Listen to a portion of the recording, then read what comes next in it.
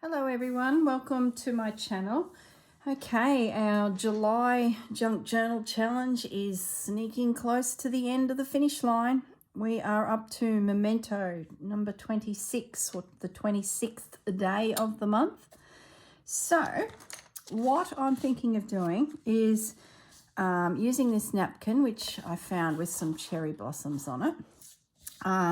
Decorating this, and it will be somewhere to keep mementos in my journal that I find. So I've had a bit of a thought as well, because that's, you know, a little bit boring. I know this little envelope trick that you can use 4 or 3 envelopes for. I first saw this years ago on Carol Tinson's site. She made a envelope journal using envelopes, of course, and folding them a certain way. And it just makes the best little booklet that can be adapted into so many things. So what I think I might do is, I was just going to decoupage that, but we still will. We'll do a little bit of decorating, but we're going to make this envelope journal as well. So I've got some envelopes here. I'm going to just create that fold because they've come from Amazon and they're really cheap and a little bit on the nasty side. So the fold is not actually there. So it is now. You can see where it's meant to be, but they haven't actually folded it. So I'm just going to do that.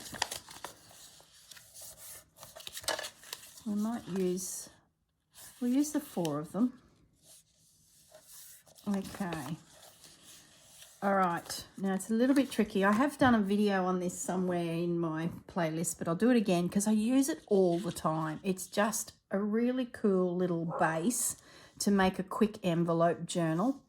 Now, the first envelope, this one here, he lies on your bench as it is, as you see it, with the envelope open.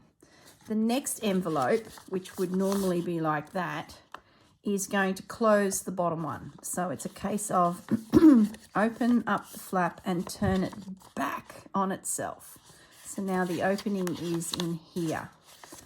And then lower it down on top of this first one, lining it up so that that flap becomes the closure for the original envelope.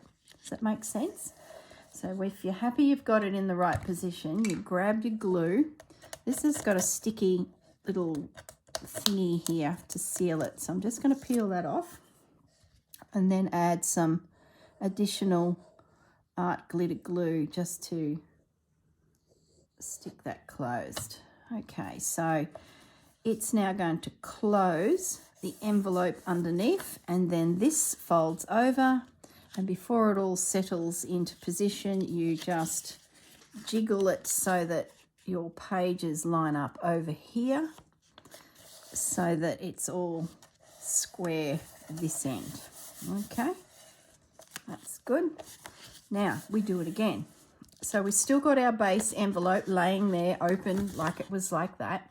It's still open, but now we have another opening to close. So we pick up another envelope, which would normally close like that, but instead we're going to flip it over and use the envelope here to close the one that is left on the bench.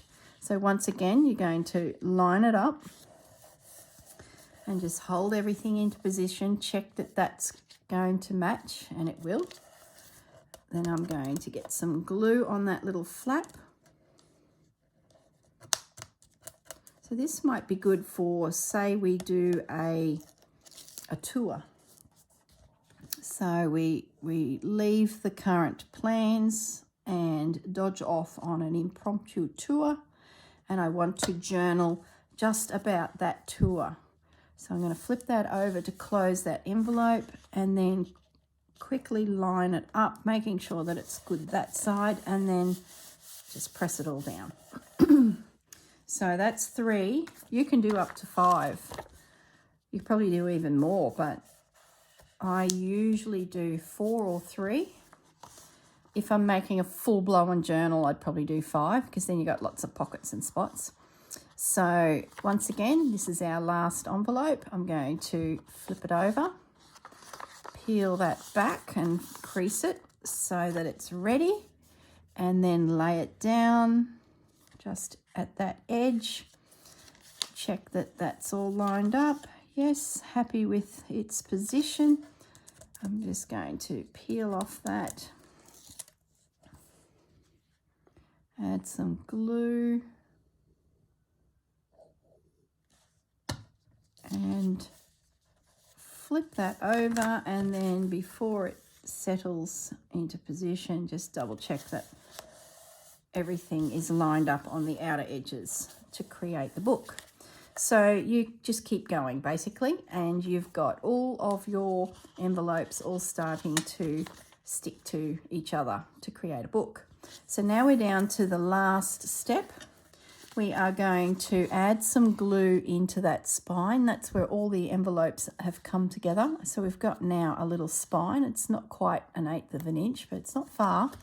So what I recommend you do first is just put some glue down that zone where that spine is.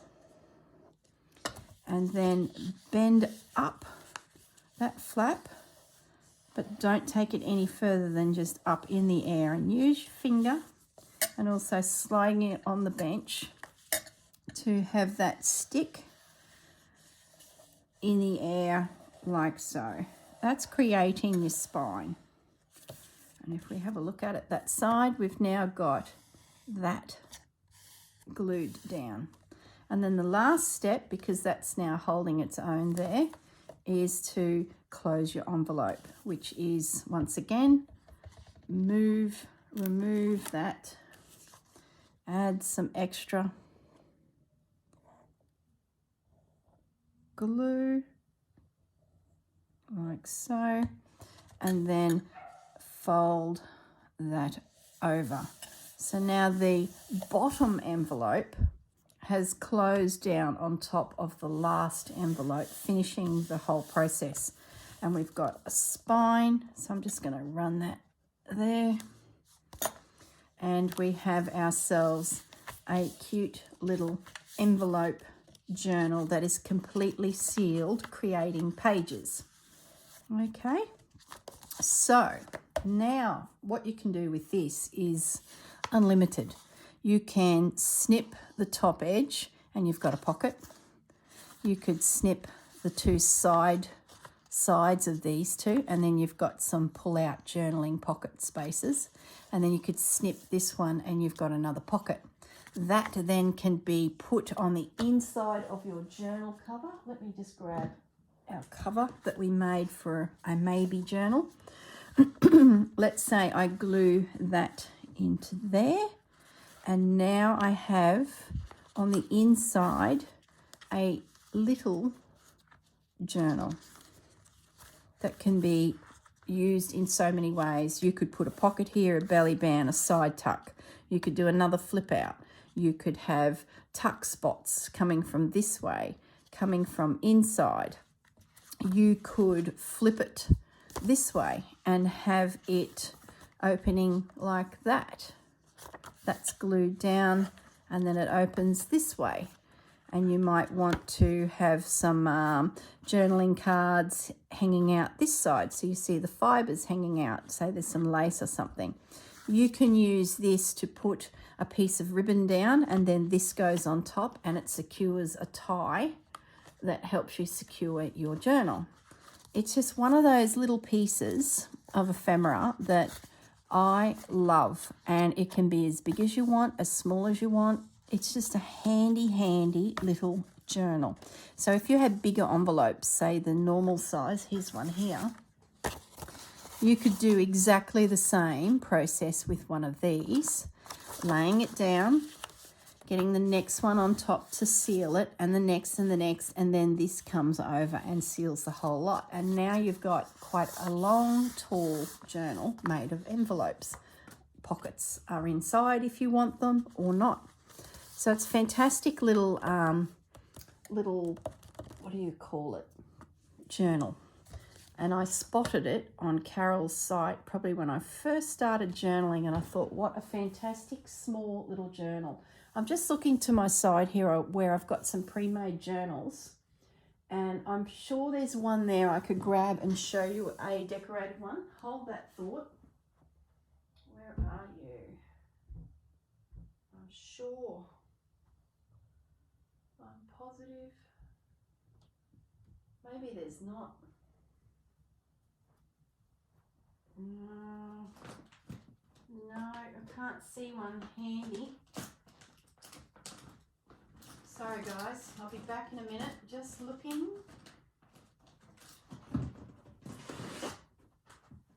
Yeah, I do have one. I do have one. Here it is. I thought I had one. These are some, it's not finished, but it's using the envelope theory again. Look, I'm digressing here. I'm flipping on to other things. So this is the envelopes all joined together like we just did. Okay, so what I've done is snip the top, and I've got a pocket for a journal card. This is Stamperia Paper too. It's beautiful paper. I've then put a piece of decorative paper on the front of the envelope to decorate it. I've then put a second piece inside with a pocket. This here, it's perfect for a photo. I've snipped the side, and I've got a journal card sliding in there. I've got a belly band on this one with a little notebook. I've also snipped it so it's a pocket holding another little journal, which I've put some cotton around the page with a heap of note pages in there. So that pocket's there. And then the last page, I've got a pocket here, and then I've snipped it, and there's a journal card coming in there, and I've got some paper in here, which I'll explain how I do that in a minute. Then there's a pocket and also a pocket here, and that then can get glued down inside a cover, which I've got one here that I've prepared just using some cardstock. Selected my papers, made a pocket, journal card, glued it all down, and now this back of the envelope, you can still see where the envelope's fold is there, glued down into position, and then that closes over the top, and you've just made a cover for your little journal inside, which is made of envelopes. But on its own, it is more than a journal. It is ready to go. And then you can actually add a cover to it. So you can see how you can really build on this project. Gee, I'm getting off the track here. This paper that I've got here is taking it to another degree, is using some thread. I've wound through the pages of the envelopes, and that's created then a belly band, or a spot that papers can be slid in and added into the journal itself. So it's brilliant. Carol, if you're watching this, you are amazing. I'll link Carol below, and you can have a look at her channel. She's a lovely, lovely lady, and she does some creative things, and this was one that's just stuck with me. You know, when you see that one video that is just becomes a bit of a foundation to your whole working space. Well, this little journal is it. You can be anywhere. Go to a post office or a stationery newspaper shop and buy yourself a pack of envelopes, and bam, you've got yourself a journal. So simple. Some decorative paper or just paint or whatever, fabric, and away you go. So fantastic little journal. And for my book, my Japanese book, this will be a really good little piece to have, that maybe it can hold my stationery bits that I was talking about in the last video. Maybe I open it up and slide them in, and then as I use them, they are, you know, it becomes somewhere to hold memories from the actual trip. Who knows? But anyway, I've got sidetracked. What I really wanted to do was use a napkin and decorate an envelope, which has turned into a journal. Now, as you know, envelopes are usually 3-ply. I know a lot about napkins because my business is a Christmas shop. If you haven't seen the video, there was one at the beginning of July that I posted showing you my day job. I've been to a factory in China that makes the napkins. So every napkin pretty much that's in Australia, I've been to the very factory, because there's only a couple out there that do it. I've been to the factory and oh my goodness, I was there to pick Christmas napkins and get a price on how much it would cost for me to bring in my own container of Christmas napkins, and they had thousands of designs. Oh, I saw designs there that I've never seen in this country, and I was like, oh my goodness, the girls need to have these. So I made my selection, and we left the factory, but I went through some of the other rooms, and I'm talking rooms and rooms of napkins. It was unbelievable. So anyway, I pretty much picked random napkins as well, things that I knew I'd love for craft. So if I did do an order with this factory, I could at least, have the ability to get some additional colours and things like that to add to my stash. But the problem is I'd have to buy a carton of them, which really isn't feasible. My husband was just rolling his eyes, thinking, what do you need all them for? Why do you need that? It's not Christmas. So it was a bit of a wish list. But anyway, by the time we got back home to Australia and the quote came in and the price was great, and I thought, oh wow, this is going to happen. We're going to do all these napkins. And I was hoping that the factory would take pity on me, being a small little Christmas shop, and would let me just order 1,000 or so of each design, and then I could have them literally tuck into another container that was coming with something else from China, and it wouldn't be too many napkins. But no, they wanted, I think the print run was 10,000 packets of napkins, and each packet has 10 or so napkins in it. 10,000 packets of napkins. And by the time we did the math on it and then converted that to a 20-foot shipping container, because they wouldn't let me combine the order with another order, they were not interested. They wanted a 20-foot container to turn up in their factory yard. They load it all up, put my name on it, and away it goes. That's what they wanted, which is fair enough.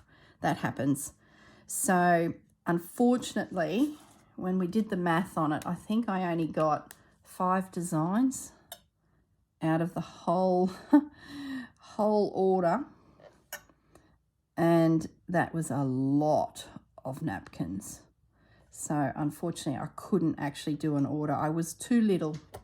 There's factories over there that I'm just too little. 1 or 2 shops, or even when we had the 5 shops, it still wasn't enough that they would even talk to me. They wanted to sell to people like Woolworths and Coles and Kmart, which is understandable. It's one of those industries that the product is quite cheap, and they really need to make a lot of a design and just turn on those big machines, and the paper rolls through and print, and then into a container. So someone like me who comes along with a crafty head and a Christmas shop need and says, I want that one, and I'll walk out of there with 35 designs, some personal, some for the shop. I'm annoying, because they're not going to stop those huge printing presses. And you could imagine, they took us for a bit of a tour of the factory, and oh my goodness, it was huge. These big looms were bringing the fibres through the paper, and pushing it all together and then printing it, and was something to be seen. So someone like me, the little Aussie girl, is annoying. So I think they laughed probably as we left the showroom and thought, nah. They either thought I was a huge customer and I was going to order 50 containers of napkins, or they had a pretty good understanding of English and thought, nah, she is not going to meet our minimum requirements. I need a little bit more glue. So I've been chatting away here and not really telling you what I'm doing. I'm making sure I've got enough glue on here so that this napkin is caught down everywhere. I've used my wet pen with water in it to do an outline on the napkin, which then breaks it down to a point where I can use my fingernail and actually you know, gently ease the napkin away from the main part so that I just get the bit I want. I love the feel of the napkin when it's on paper. So this makes quite a nice textured finish to your papers. And by using a pen that holds water, you sort of unscrew it, pop some water in, you can just wet the napkin enough that the fibers in the napkin start to break down. And then you can cut out a particular piece that you want. Let's say that was butterflies or something, and you just wanted the one butterfly. I'll do it here because that's a weird print and can't see me using that for anything. So you could go around that with your water pen, so you can see how it's soaked in, and then gently pull it away, and you've got your butterfly out, or whatever it is that you wanted out of that napkin, and then that can be added to your piece. So just a little trick that I saw somewhere on a YouTube video at some stage. Goodness knows when. These random things we see. I'm just working that away so that I've got a dry edge, so my napkin will dry. Now you can use PVA glue as well to attach your napkins, which I probably would do if this was a journal cover, just to give it a bit of a coating. But glue stick is more than enough. When that dries, you'll have a nice textured feel. You could go over it then with PVA glue if you were concerned that it was going to get damaged, but I'm not too worried. It's just a little decorative background that I want to put on this piece. I'm not going to do anything else at this stage to this little booklet because I'm really not sure how it's going to be used. It's just going to be this little element that I can have in my pack, whether I use it when I'm getting ready to pack up and go and put some of these pieces in there and it's like a storage thing. I don't know. I'm sort of not sure. I have a feeling it'll be a little journal of some description that might just showcase what I did on a particular outing.